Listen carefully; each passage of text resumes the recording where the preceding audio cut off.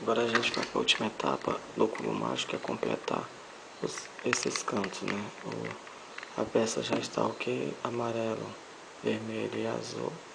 Só que o azul tem que vir para cima. Aqui também já está as cores certas, laranja, azul e branco. Então a gente vai bota o frontal, o vermelho, então vamos fazer a sequência DI, invertido, direita. Aí vamos fazer essa sequência.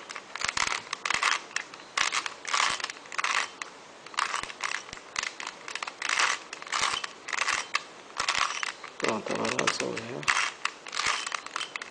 Agora eu vou puxar outra peça aqui no meio. Essa peça de azul tem que ficar. Então eu faço daí, direita invertida, interior invertido, direita, interior, direita invertida, interior invertido, direita invertida. Pronto, agora é só girar o cubo mágico, você completa. Tá tudo ok.